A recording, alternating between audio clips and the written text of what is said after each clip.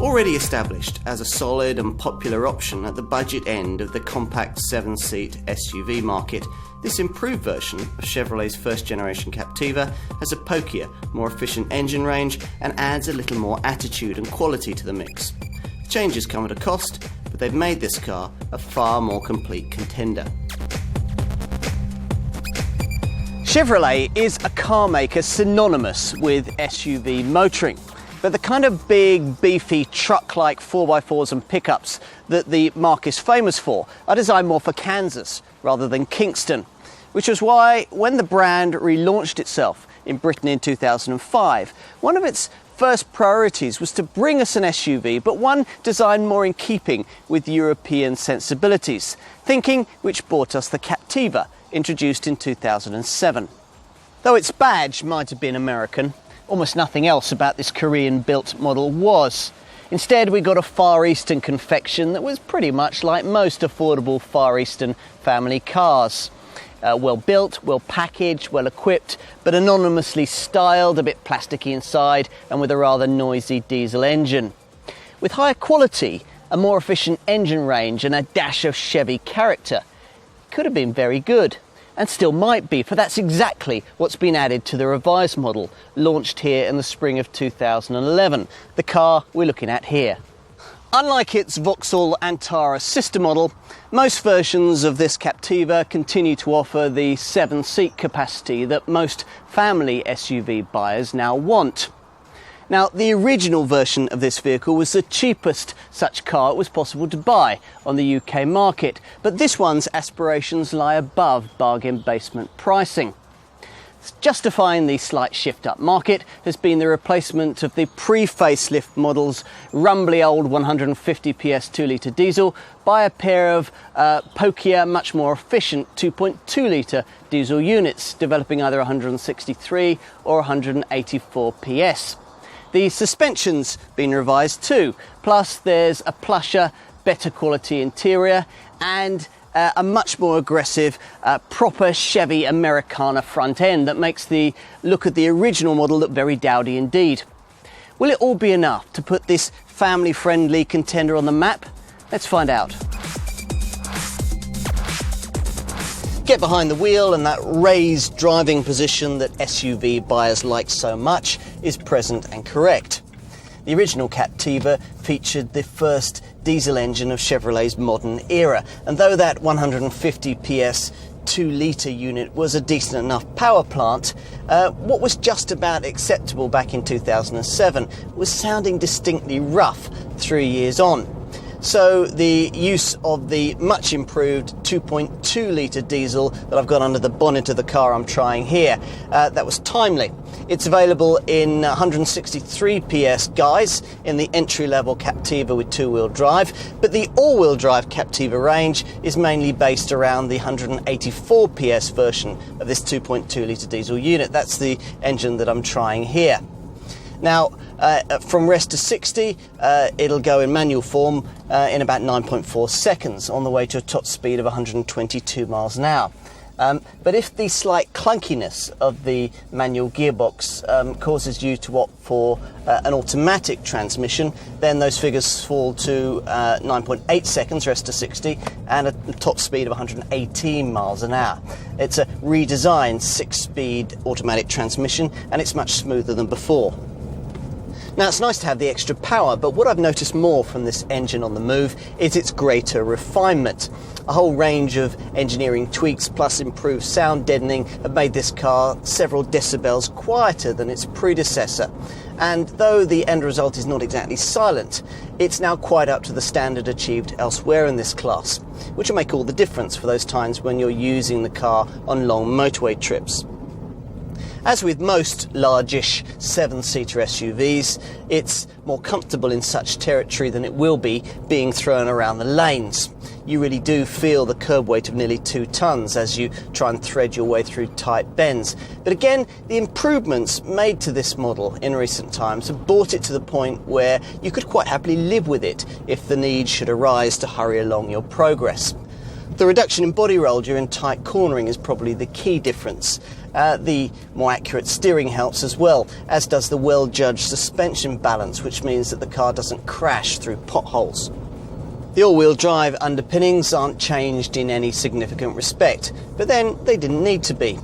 The Captiva's four-wheel drive setup is an on-demand system, normally front-driven, but able, as conditions demand, to push torque to the rear axle via an electromagnetic coupling, which optimises traction to all four wheels. Now, the end result isn't Land Rover rivaling, it's really designed for muddy car parks rather than mountains, but useful approach and departure angles, plus the provision of hill start assist to get you up steep slopes and hill descent control, that's this button here, to get you down them. All of that should mean that you should be able to handle just about anything that you're likely to come across in normal sort of SUV type motoring. The anti-lock brake systems and the ESP stability control system interact seamlessly with the all-wheel drive setup, and further driver aids include HBA hydraulic brake assist and ARP active rollover protection.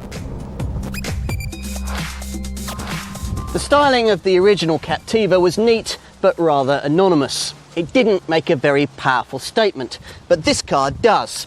Its raked profile and forward diving shoulder line working well with an aggressive and utterly huge double height front grille, rivaled in vertical magnitude only by the Eiger. It won't be for the shrinking violets among you, but it is enough to make the aesthetics of rival SUVs look faintly apologetic. And inside, well, the airy, spacious interior still isn't the classiest in the segment, but it's come on a good way from the slightly low rent and undeniably low key interior of the original model. The instruments feature signature Chevrolet ice blue backlighting. Everything's easily read and all the controls fall neatly to hand. Trim improvements, which have centred on the liberal use of soft touch plastics and metallic inserts, also include the deletion of the conventional handbrake for this electronic parking brake button, which is rather fiddly but does free up space for a deep centre cubby here, which adds to the oddment space already provided by the deep door bins, the spacious glove box and the various cup holders. It's easy to find a good driving position too, thanks to lots of adjustment for the driver's seat and for the steering wheel. In the second row, both head and shoulder room are adequate for the carriage of two people, at a pinch maybe three. And although the seat base doesn't slide backwards and forwards to increase legroom, you can recline the rear seat backs for greater comfort and longer journeys. Behind, there's a couple of occasional rear seats that fold out from the boot floor, but you have to take out the rear parcel shelf if you're going to use them. Now, once you've done that, access to these rear chairs is relatively easy. And once you're in, it's not too bad back here, though the closeness of the rear cushion to the deck does mean that they're only going to be really comfortable for kids or adults on very short journeys. As for luggage space, well, this separately opening rear tailgate glass feature is a nice touch, enabling you to just lift it up when all you want to do is throw in a sports bag or a shopping bag and you don't want to open the whole rear hatch. Mind you, as you can see, with all 7 seats in use, you would have to open the rear hatch, so mean is the luggage space available. You've got just 97 litres, but to be fair, that's common to all cars in this class, and you do get this useful underfloor compartment.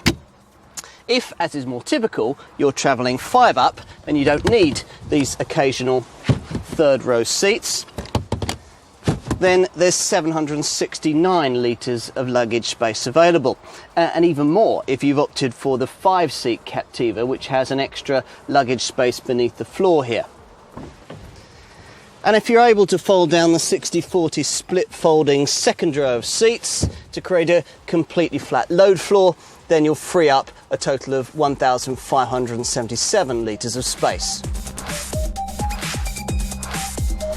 Captiva pricing these days sits in the £22,000 to £32,000 bracket, a mark of the importer's confidence in what is certainly a much better product. Though for some reason the entry-level Captiva, that's the 163 PS 2.2 litre 5-seat two-wheel drive diesel, though for some reason that's £2,000 more than the equivalent entry-level 5-seat only Vauxhall Antara, that's this car's cousin. Chevy's marketeers were clearly much more interested in undercutting with the basic Captiva entry-level 5-seat two-wheel drive versions of obvious rivals like Mitsubishi's Outlander and Kia's Sorento. And that's something which has been achieved. The basic version of this Chevy will save you about £1,000 on the equivalent Kia Sorento.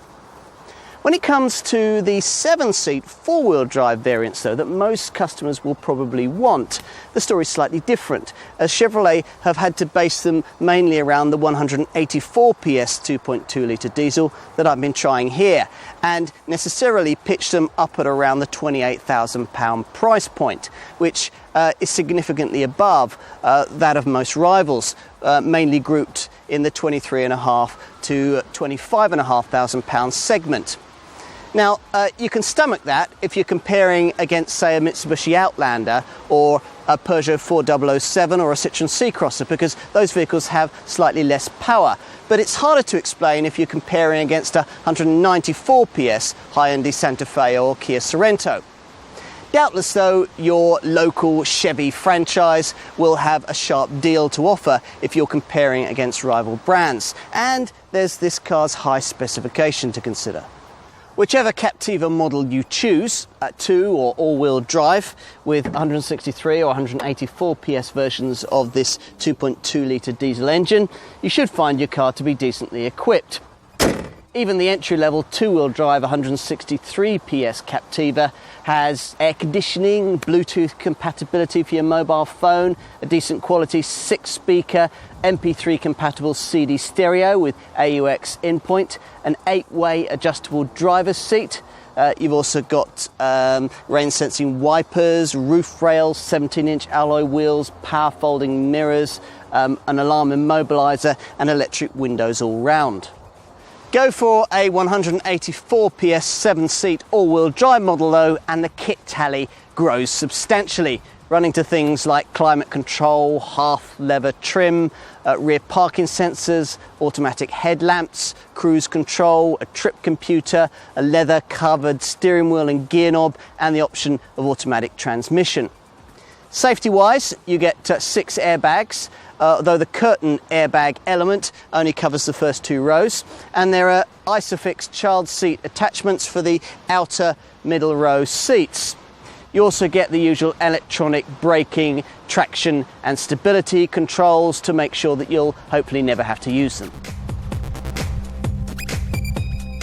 Now, it's a mark of modern engineering that though the 184 PS version of this 2.2 litre diesel engine enables the Captiva to offer about 25% more power than the old 2 litre 150 PS diesel, it's also a good deal more economical, improving this car showing from a so-so 38.2 miles to the gallon in the old days to 42.8 miles to the gallon on the combined cycle now, or 44.1 miles to the gallon if you go for the minority interest 163 PS front-driven version. Now, it's a similar story when it comes to emissions, with the 184 PS version of this modern Euro 5 compatible 2.2 litre diesel engine able to return 174 grams per kilometre of CO2 against its predecessor's 197 grams per kilometre showing. Go for the 163 PS version of the 2.2 litre diesel, and that figure falls to 170 grams per kilometre. So, like its Captiva stablemate, it's in the 26% BIK tax banding. When it comes to residual values, then you'll find that they're about average midfield for a 7-seater SUV of this type. You'll get about 38% of your original purchase price back after 3 years. Insurance groupings aren't too bad, starting at 21 in terms of grouping on the 1 to 50 grouping scale and rising to no higher than group 28. And if you've got any doubts about buying into the Chevrolet brand, then 5 years of free servicing, warranty and breakdown cover should put them to rest. Now, you always thought that if Chevrolet could combine a bit of American attitude with European efficiency and Far Eastern affordable design, then it would be onto a good thing. And that's exactly what we've got with this revised Captiva. Though it's aimed at buyers for whom practicality is more important than performance, the provision of this car's feistier and frugaler 2.2 litre diesel engine range is important, lifting it back onto equal terms with 7-seater, family-size, compact SUV rivals, none of whom look as good. Whether that'll justify the prices being asked will be interesting to see. For the right money, this would be a tempting alternative for many active families. Yours might well be one of them.